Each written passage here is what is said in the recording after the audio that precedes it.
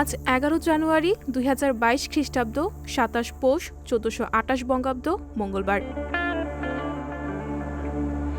১৯৭২ সালের ১১ জানুয়ারি গণপ্রজাতন্ত্রী বাংলাদেশের রাষ্ট্রপ্রধান শেখ মুজিবুর রহমান কর্তৃক স্বাক্ষরিত বাংলাদেশের অস্থায়ী সংবিধান আদেশ ১৯৭২ জারি করা হয়।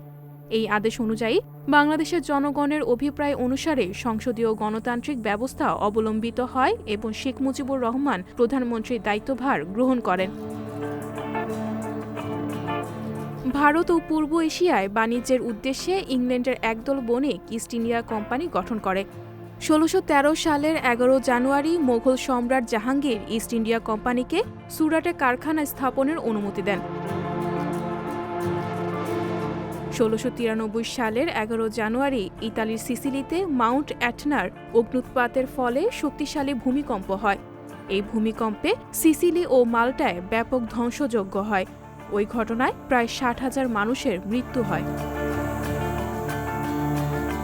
ডায়াবেটিস মানবদেহের দীর্ঘমেয়াদী একটি রোগ।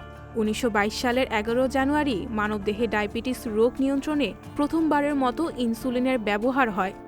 বিশেষ করে টাইপ 2 ডায়াবেটিসে দেহে ইনসুলিন নিঃসরণ কম হয় বা ইনসুলিন ঠিকভাবে কাজ করতে পারে না। এক্ষেত্রে ওষুধ বা ইনজেকশনের সাহায্যে ইনসুলিনের কার্যকারিতা বাড়ানো হয়।